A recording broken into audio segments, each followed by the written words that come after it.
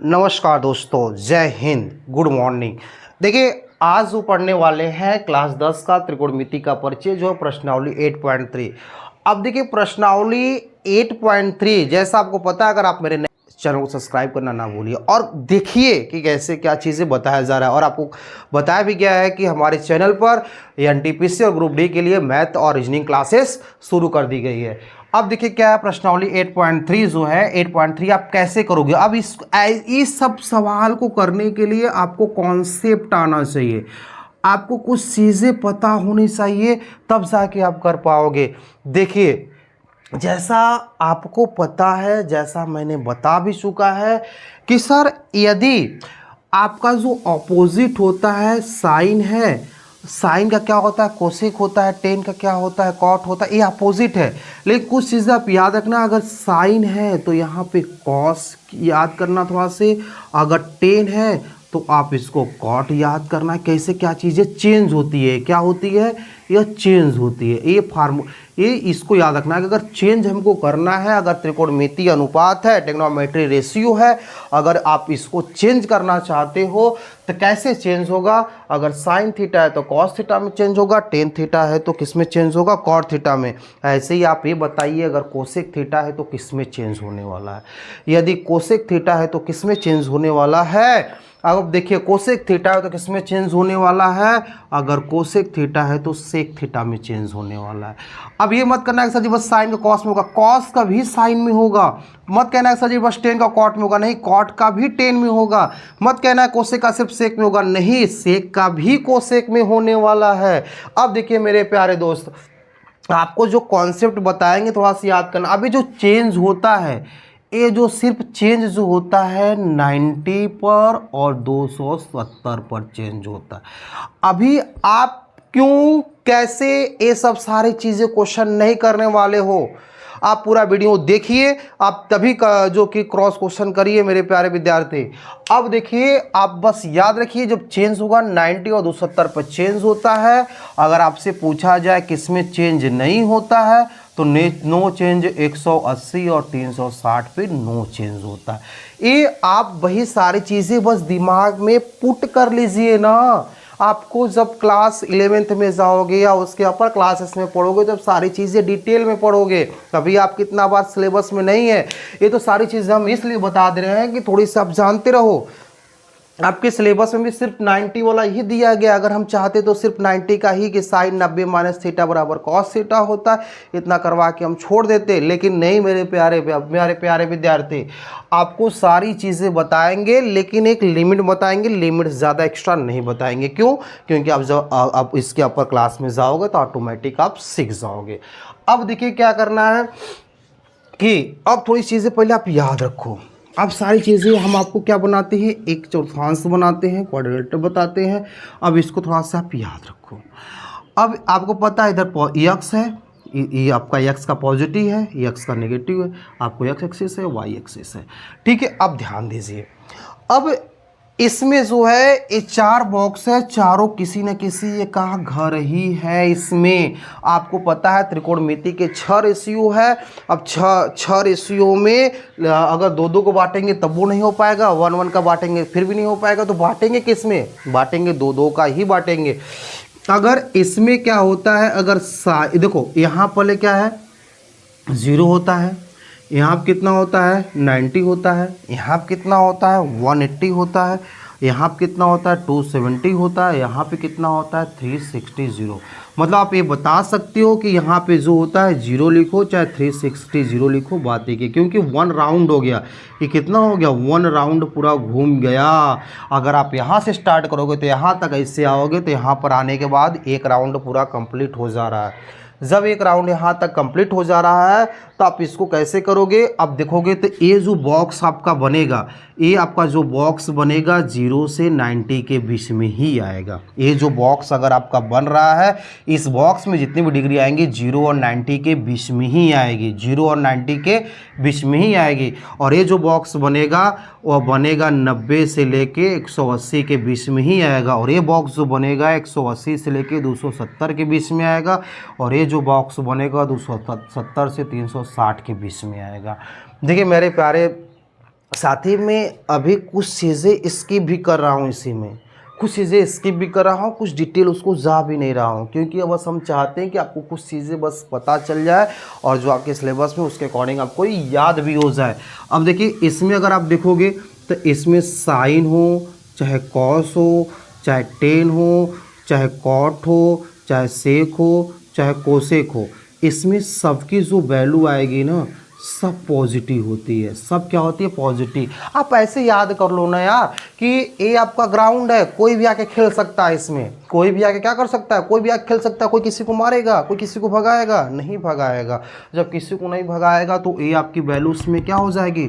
सारी की सारी चीज़ें पॉजिटिव हो जाएगी, सारी की सारी चीज़ें पॉजिटिव हो जाएगी, तो सारा का सारा प्लस हो जाएगा। लेकिन बेटा अब ये जो है ये किसी न किसी की प्रॉपर्टी है, मतलब प्रॉपर्टी के किसी में जाओगे तो मार के भगाओगे, मार के भगा जाओगे। अगर मार के भगा जाओगे तो चोट लगेगी, चोट लगेगी तो हॉस्पिटल में जाओगे, हॉस्पिटल में जाओगे इसका मतलब जेब से पैसा खर्च होगा, जेब से पैसा खर्च होगा तो आप कर्जा में चले जाओ, कर्जा क्या बोलते हैं? माइनस में चले जाओगे। ठीक है ना? तब मेरे प्यारे विद्यार्थी इसको देखिए, ये जो आपका होता है ये साइन और कोसेक की एक कोसेक, एक क्या होता है? साइन और कोसेक, कोसेक, कोसेक, एक कोसेक की होती है। किसकी होती है? एक कोसेक की होती है। ये घर किसकी है? कोसेक के। साइन और कोसेक के घर है। इसमें सिर्फ यही पॉजिटिव हो सकते हैं, इसके अलावा कोई और आएगा तो मार के भगा दिए जाओगे। मतलब ये बस इसकी वैल्यू ही प्लस में हो सकती है और सारी चीज़ें माइनस में ही होने वाली है। आपको इस बात को ध्यान देना है। समझ में आ गया? मतलब इसकी वैल्यू ही पॉजिटिव होने वाली है और बाकी सारी चीज़ें माइनस में होने वाली है। और ये जो वैल्यू होती है, एक इसका घर है, ये टेन का घर है और कॉट का घर है, क्योंकि आपको बताए थे टेन और कॉट जस्ट आपस में अपोजिट होता है, तो इसलिए उसका फैमिली है, टेन और कॉट फैमिली है, साइन और कोसेक फैमिली है।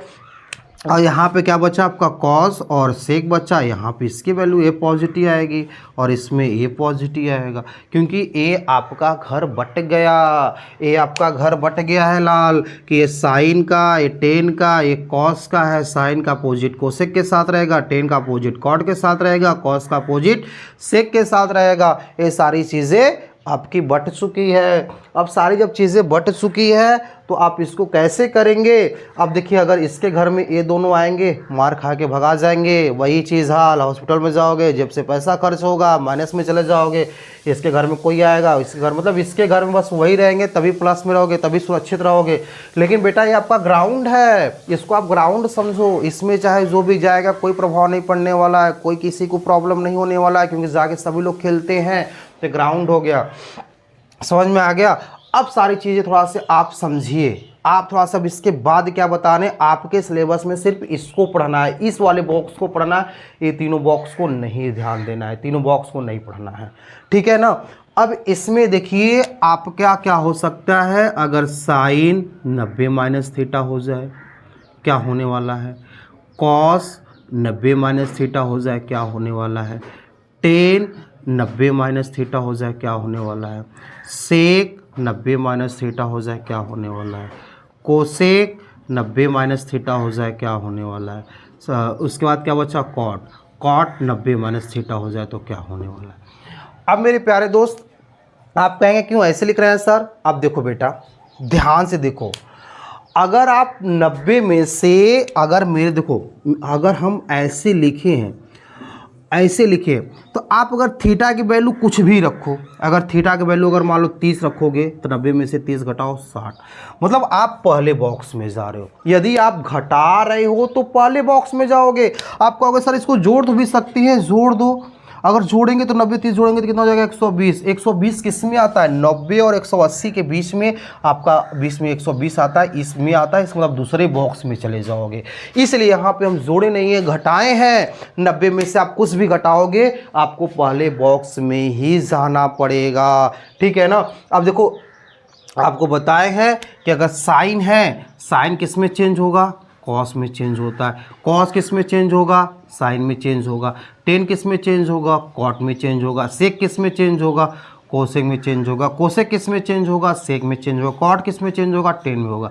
अब प्रॉब्लम है यहाँ पे लिखे क्या बाबू, आप ये बताओ कि जब आप पहले बॉक्स में जा रहे हो, आप जब घटा के पहले बॉक्स में जा रहे हो तो किसी की वैल्यू माइनस में आने वाली है, किसी की वैल्यू माइनस में नहीं आने वाली है, क्योंकि भाई पहला बॉक्स सबके लिए ग्राउंड होता है, कोई भी जाके वहाँ पे खेल सकता है, कूद भी सकता है, उसको कोई प्रॉब्लम नहीं होने वाली है।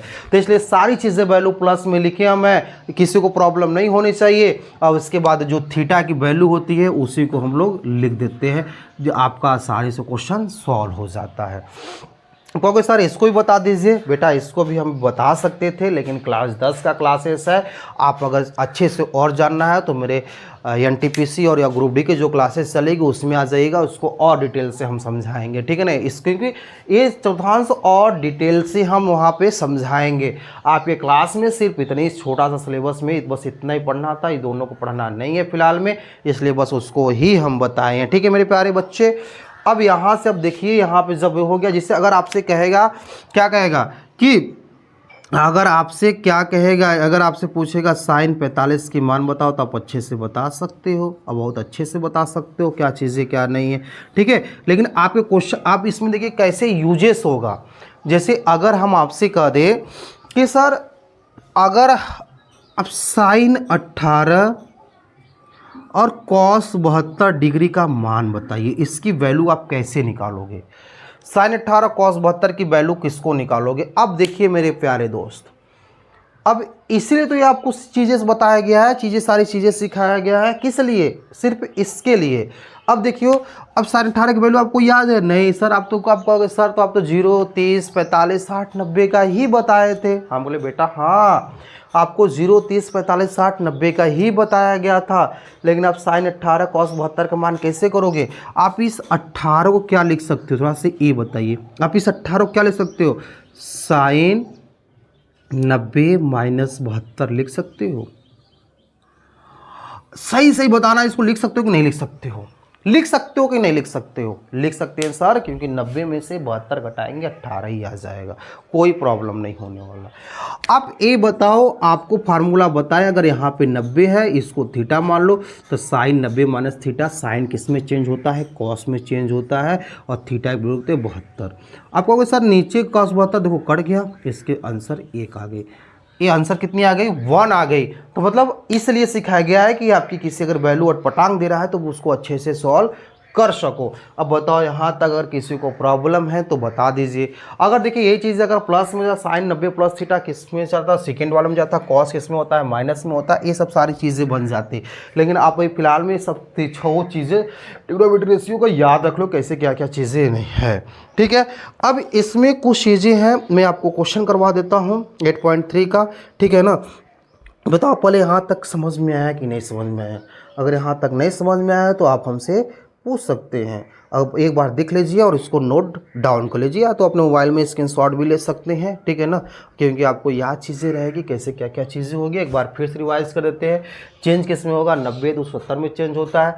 चेंज किस में नहीं होता है, 180 360 में चेंज नहीं होता है। देखो 90 में है तभी ये चेंज हुआ है, अगर 180 360 में होता तो चेंज कभी नहीं होता।